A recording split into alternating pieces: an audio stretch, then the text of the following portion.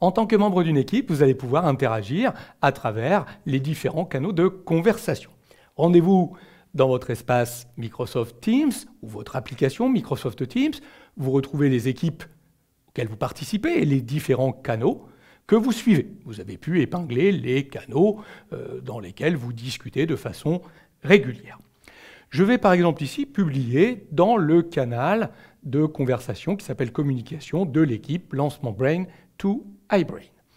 Pour cela, je me place sur le canal dans lequel je veux publier et je vais tout simplement utiliser la zone qui se trouve en bas de conversation. Donc je clique dans cette zone. Je peux, si je veux, utiliser tous les petits boutons ici me permettant d'ajouter des éléments à ma publication. Notamment, je vous encourage à cliquer déjà le premier, puisqu'il va vous permettre d'accéder notamment à la mise en forme, autrement dit de rédiger une publication peut-être un peu plus intéressante qu'un simple texte. Donc je peux ajouter un sujet. Donc là, je pourrais remettre par exemple que je veux parler du plan de communication. J'indique qu'il s'agit d'une nouvelle conversation. Tout le monde pourra y répondre.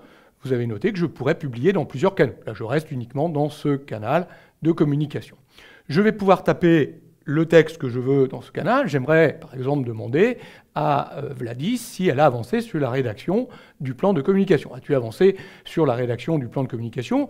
Ce qui pourrait être intéressant, c'est que je mentionne évidemment Vladis dans cette publication, de façon à ce qu'elle soit notifiée. Donc pour cela, j'ai juste à ajouter le signe arrobase avec tout simplement le début du nom de Vladis. Et vous voyez qu'à un moment donné, elle va mettre proposé.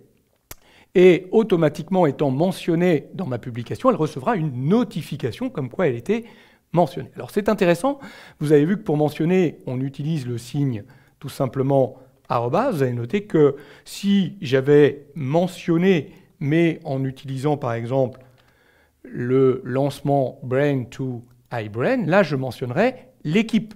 En mentionnant l'équipe, cela veut dire que toutes les personnes membres de cette équipe seront notifiées. Qu'ils aient mis le canal dans leurs favoris ou pas. J'aurais pu mentionner que le canal. Si j'avais mis effectivement la mention du canal, là, attention, seules les personnes qui suivent ce canal seraient notifiées. Donc vous voyez qu'on peut, sans problème, mentionner des personnes de notre organisation pour les faire réagir à notre publication. Bon, on ne rentre pas dans le détail des boutons ici, c'est assez simple, hein, c'est de la mise en forme, somme toute, basique. Vous retrouverez quand même la possibilité d'indiquer ici que votre publication est importante. On va juste rajouter un petit drapeau, là, hein, important, hein, permettant aux personnes, évidemment, permettront de voir que cette publication on doit pouvoir y répondre assez rapidement. Vous retrouverez tous les petits boutons de smiley, amusant, etc. On en reparlera un petit peu plus tard. On va tout simplement envoyer cette publication. Voilà, c'est fait. Donc si on se place de l'autre côté, je vais me placer par exemple sur le compte de Vladis.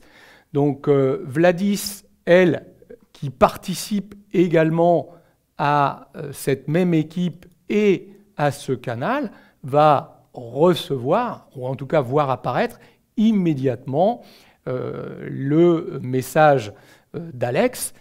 Elle a été mentionnée, on voit évidemment par ce biais-là qu'elle a été mentionnée à l'intérieur de ce message. Elle va pouvoir faire une réponse. Si elle fait une réponse, mieux vaut répondre directement à l'intérieur de la conversation.